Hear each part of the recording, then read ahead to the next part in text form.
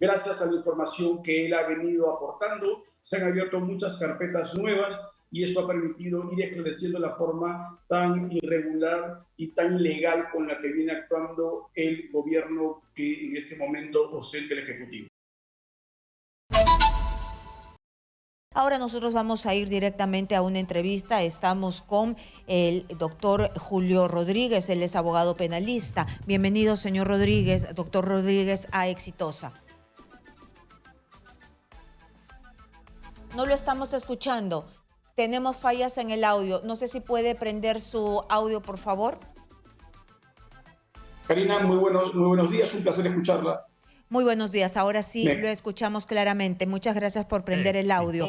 Yo he recibido esta información y quería saber que usted nos pueda explicar qué quiere decir cuando el Ministerio Público, la Fiscalía Provincial Corporativa especializada en delitos de corrupción, especialmente el sexto despacho o el despacho que sea, pero la Fiscalía especializada en delitos de corrupción envía al jefe de una institución como Senares, le envía con carácter de urgencia un ultimátum, ¿no? Tiene 5 días hábiles para que usted me envíe información bajo apercibimiento de iniciar acciones penales. Pero más adelante dice que lo solicitado guarda relación con la investigación preliminar contra los que resulten responsables por la presunta comisión del delito contra la administración pública en la modalidad de negociación incompatible en agravio del Estado. ¿Qué quiere decir eso, por favor? Muy bien, Karina. Lo que es obvio es que ya se trata de una investigación que tiene una fuente de información, que es la fuente de información pública en la contratación con el Estado, en donde la tesis que tiene el Ministerio Público, tesis que es preliminar, como lo dice claramente el documento que tú estás mostrando, significa tan solo que la Fiscalía comienza por negociación incompatible, porque es un delito más amplio, pero no significa de ninguna manera que pueda encontrar mayor data que le permita al Ministerio Público, por ejemplo, cambiar la imputación a la colusión desleal, que es un delito bastante más grave, o que pueda verificar la realización de algún tipo de otro acto irregular y que de esta manera pueda involucrar a todos los que están contratando de manera indebida con el Estado. Acuérdate que además esto genera siempre dos aristas. La arista que es propia del procedimiento administrativo sancionador, en donde se inhabilitan las empresas, ya no se permite contratar con empresas que determinados representantes legales porque están actuando de manera absolutamente desleal frente al Estado, y de otro lado, la investigación en sede penal.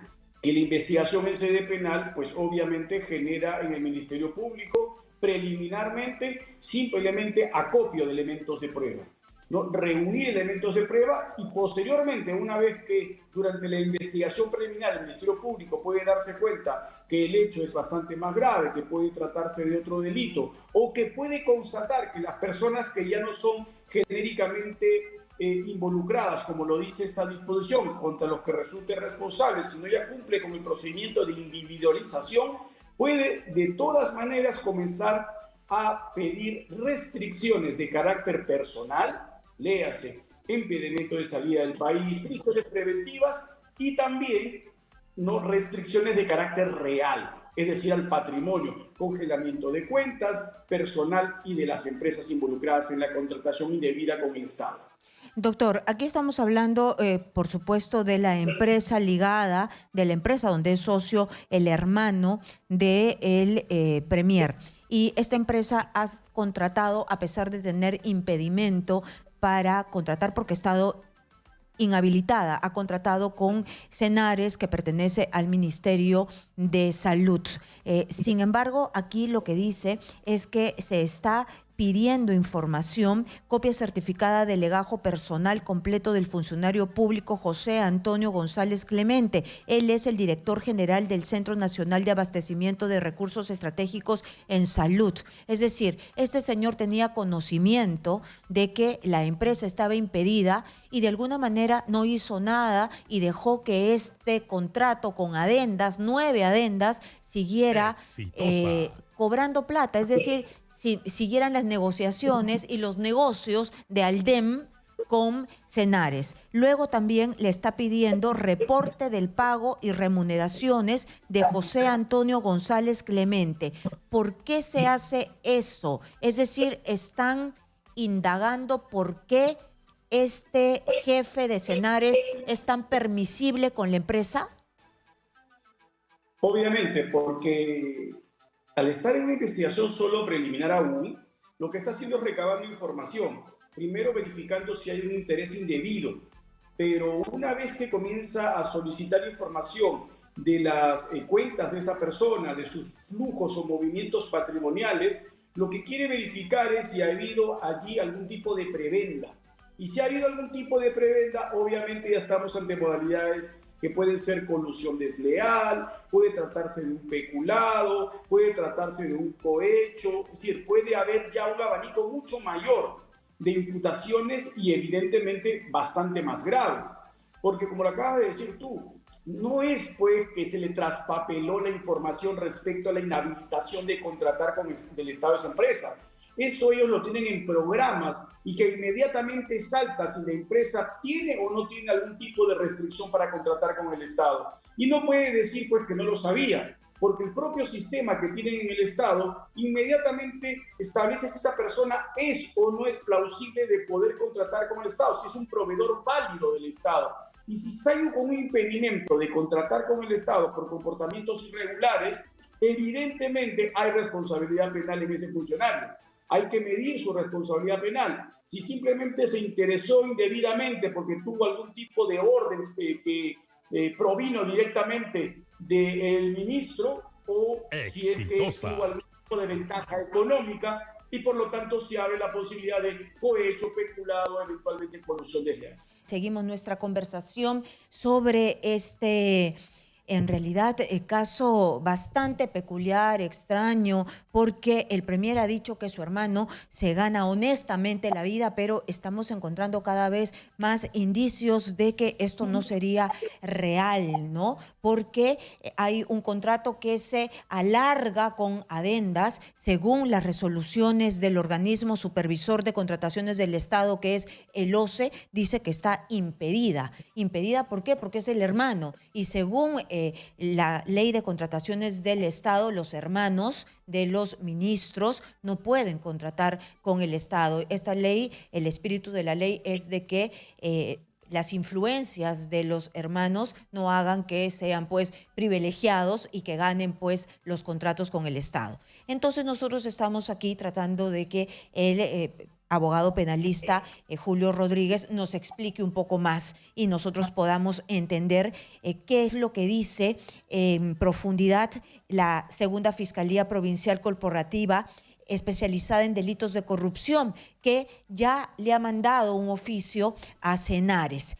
Ha puesto el foco en el jefe de Senares, que es José Antonio González Clemente, está pidiendo todos su CV, su legajo, y van a empezar a investigarlos para ver si hay algún tipo de, no sé, de coima, por qué no actúa como dice la ley y como lo ha advertido el OCE. Y también ha pedido, y esta es la pregunta que le había hecho al doctor antes de irnos a la pausa, aquí se ha pedido un informe detallado, la Fiscalía pide un informe detallado donde se precisen las personas que participaron en la emisión y conformidad de las órdenes de servicio que se indica en el cuadro. Son órdenes de servicio y una de las cuales es la orden de servicio, la 9ª adenda que nosotros presentamos aquí. Esto me hace recordar, doctor Gutiérrez, Rodríguez, disculpe, el tema de cuando hay estas licitaciones y cuando hay un comité, se investiga a todos los que conforman este comité, ¿no? ¿Es más o menos lo mismo? Exactamente es lo mismo, porque la decisión en el caso que usted está mencionando, de adendas, es básicamente porque existe en la realización del servicio de la obra al Estado algún tipo de desnivel en cuanto al presupuesto originalmente aceptado, ya sea porque aumentó en virtud de la complejidad sobrevenida, ya sea porque se requirió un servicio adicional que no estuvo previsto en la primera contratación. Pero todo eso tiene que estar justificado administrativamente. Entonces, lo que hace inmediatamente el OCE es verificar si esto tiene algún tipo de respaldo en cuanto a los servicios o bienes adquiridos. Si no es así, evidentemente tiene que comenzar a verificar cuál es el rol y la participación de las personas que finalmente son los que permiten que se emita esta adenda. Y de esta manera, obvio, lo que va a generar en la Fiscalía es una sospecha razonada de que estas personas también estarían involucradas en la comisión de un acto irregular. Preliminarmente, esa es la tesis que tiene el Ministerio Público y por eso está hurgando, como usted señala, tiene información no solo de la persona directamente responsable, sino que adicionalmente de las otras personas ligadas al contrato, que son las que dan la conformidad de obra o las que requieren, por ejemplo, el servicio adicional, etcétera. Y de esta manera pueda, pues, la Fiscalía tomar conocimiento si los hechos que son preliminarmente irregulares pasan el tamiz de la irregularidad administrativa y se transforman en una irregularidad penal y por lo tanto se encuadran en algún delito. Muy bien, entonces esto ya parece que todo está cuadrando según su ojo de experto, de abogado, penalista, que ha visto casos de corrupción. Esto que ya dice el OCE, ya dice la Fiscalía, que hay 9 adendas, ya se encuadra en un modus operandi, porque no estamos hablando de una empresa que recién sale y que contrata con el Estado, contrata desde el 2016. Lo que ha hecho es quererse quedar a pesar que el hermano es ministro y es una empresa que está ya encausada penalmente por casos de corrupción en el norte del país. Exitosa. Usted señala es trascendental, señora Noboa. ¿Por qué razón? Mire, nadie le pone una pistola en la cabeza para que uno asuma un cargo público. Si el primer ministro del día de hoy sabía que su hermano contrataba con el Estado y él pretendía que su hermano siga, entre comillas, ganándose lícitamente el dinero en estas adquisiciones, en estas ventas al Estado, pues nunca debió haber aceptado el cargo de funcionario público de alto nivel, ¿no? Si es que tanto le importa que su hermano no entre en una situación de irregularidad. No obstante, su hermano entra en una situación de irregularidad porque a pesar de que hay restricción para contratarlo, sigue haciendo. Y esto ya es obviamente un comportamiento que debería haber generado desde un primer momento, cuando él era ministro de Justicia, en que pase una interpelación ante el Congreso de la República y evidentemente sea censurado. No se hizo en aquel entonces. Claro, las circunstancias han cambiado desde aquel momento a la actualidad y usted ya lo sabe. Censurar al primer ministro significa censurar un gabinete prácticamente. Y esto puede ser utilizado por este gobierno que es absolutamente nefasto y está plagado de personas que entienden que el Estado es un botín y que buscarían de esta forma cerrar el Congreso para perpetuar el poder de manera ilimitada. El Congreso, menos mal que no ha pisado ese palito y está manteniendo un comportamiento bastante sensato. Por lo tanto, para la Fiscalía es clarísimo que estamos ante hechos delictivos. Por eso es la razón que comienza a hurgar y a jalar el hilo que va a llevar finalmente a la enorme madeja de actos de corrupción, en donde estos funcionarios seguramente han tenido algún tipo de rol y participación, porque, vuelvo a repetir, en el preciso momento en que se digita el nombre de la empresa a contratar en el sistema público, salta la alerta. No se puede contratar con esta empresa, está suspendida, está impedida, etc. Y a pesar de que lo siguen haciendo, es que están actuando de manera irreverente frente a las restricciones que la ley establece. Lo que dicen los abogados, un apoderado de la empresa que sale en los medios de comunicación para tratar de justificar estas contrataciones, es que debemos entender todos, y los que no somos abogados más, porque trata de dar clases en los medios de comunicación, de que el contrato es una cosa y que el contrato se firmó el 2016 y el resto es adendas, que se entienda, adendas. Entonces las adendas no se puede ver como un contrato. ¿Esto es válido? Bueno, no es válido. Y usted seguramente ya ha entrevistado a expertos en contratación sí, por supuesto. Estado y le han dicho a usted que eso es, en esencia, es una nueva contratación con el Estado, que lo que simplemente se hace es enmarcarla dentro de los mismos parámetros del contrato anterior.